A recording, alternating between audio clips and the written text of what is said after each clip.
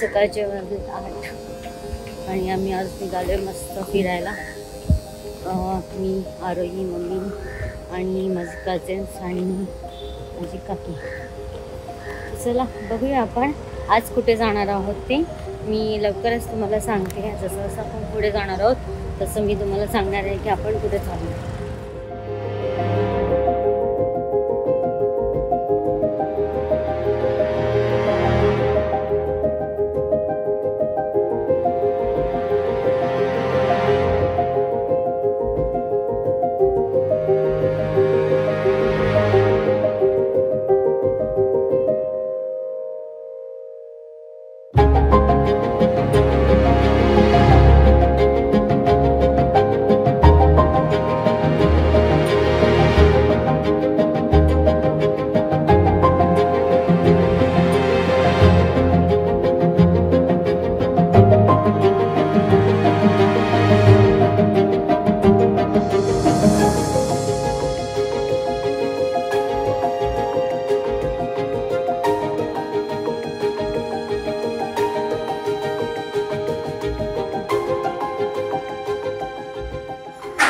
नमस्कार मित्रांनो, मी अस्मिता आणि परत एकदा माझ्या एका नवीन व्हिडिओमध्ये तुमचं मनापासून स्वागत.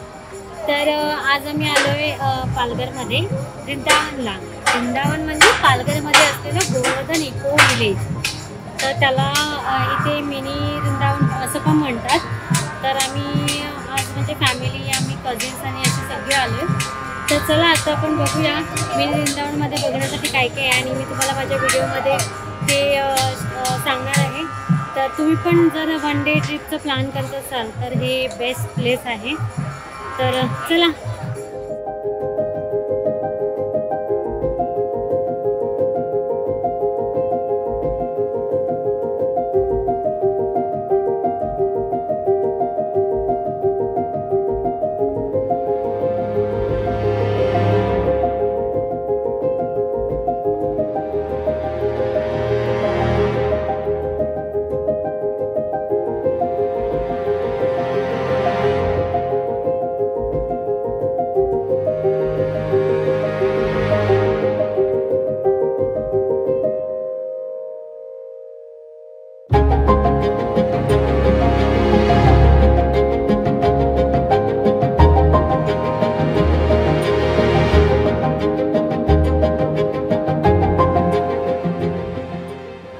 खूप सुंदर आहे आणि ते मंदिर आणि असे फॉरेस्ट पार्क वगैरे असं सगळं बनवलेलं आहे.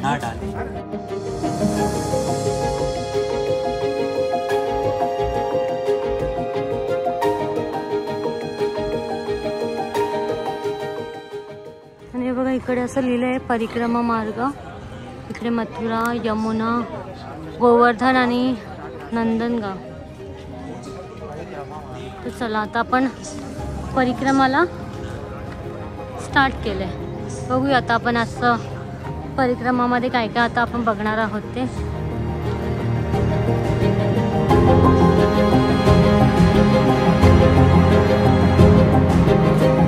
किती सुंदर आहे, मस्त असं रेखीव रेखीव बनवलंय या लोकांनी.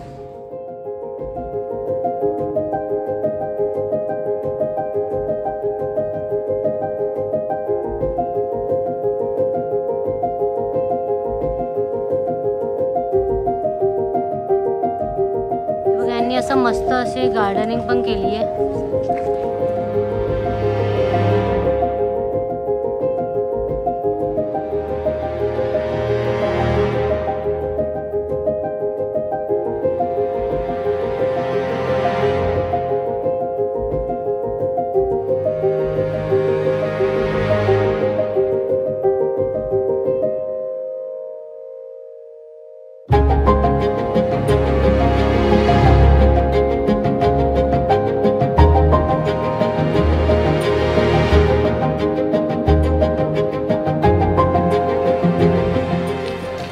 सुंदर आहे आणि ह्या लोकांनी असं परिक्रमा टाईप बनवलं आहे. म्हणजे मथुरावरून तुम्ही येता आणि वृंदावन असं सगळं छायाचित्र असं दाखवलं आहे.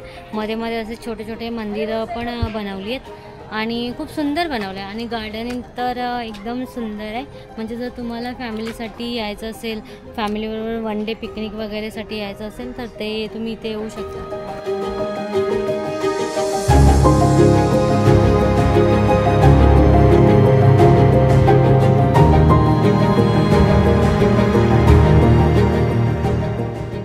आम्ही आलो आहे श्री राधारमण मंदिरामध्ये.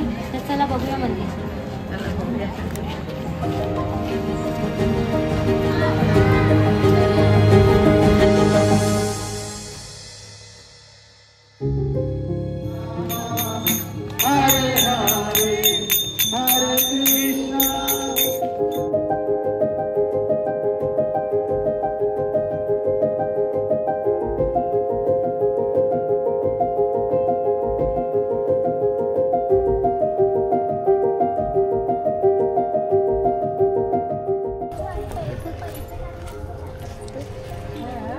हे बघा इथे अप्सरा कुंड आहे. हे बघा तुम्ही बघू शकता. आणि नवलकुंड आणि त्याच्या अपोजिटला हा आहे नवलकुंड. हे नवलकुंड आहे आणि हे अप्सरा कुंड आहे. चला नवलकुंड हे बम बम शम शांती भव.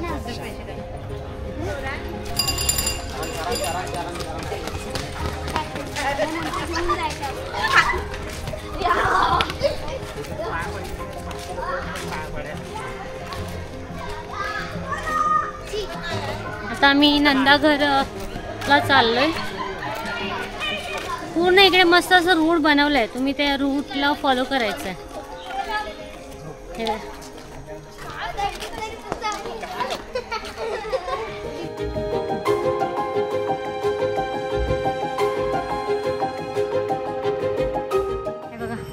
आपली इथून परिक्रमा चालू झाली होती. आपण इकडून गेलो होतो. आहे बघा हा तो बोर्ड होता परिक्रमाचा. आणि आपण पूर्ण असं राऊंड फिरत आपण आता इकडून आलो आहे. मंदिर अजून पण चालू आहे. मंदिराचा नॉर्मली टाईम असतो की 12:30 वाजता मंदिर बंद होतो आणि नंतर 4-4:30ला ओपन होतो. पण आज संडे असल्यामुळे आज मंदिर फुल डे ओपन आहे. आमचं जे आता हे परिक्रमा रूट आहे हा ऑलमोस्ट कंप्लीट झाला आहे आणि आम्ही बऱ्यापैकी कवर केलं आहे. आमचा ॲक्च्युली थोडा दुसरा प्लॅन पण आहे. आम्ही केलवा बीचला जाणार आहोत. तर त्याच्यामुळे थोडंफार काही अजून राहिलं असेल 1-2 प्लेसेस. तर ते सोडून बाकी आम्ही सगळी पूर्ण परिक्रमा कवर केली आहे. आणि जर इथे बोलाल तर तुम्हाला जर पूर्ण फिरायचं तर इथे 3 ते 4 तास हवेत आरामात. आणि संडे असल्यामुळे थोडीफार गर्दी आहे. बाकी सुंदर आहे सगळे. असं मस्त इथे स्टोर आहे आणि मॅच म्हणून तुम्ही जे तुम्हाला पाहिजे ते घेऊ शकता. खूप साऱ्या व्हरायटीज आहेत.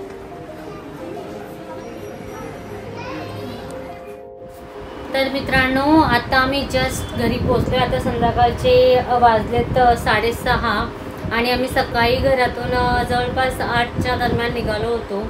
तर जवळपास आम्हाला 10-11 तास पूर्ण लागले.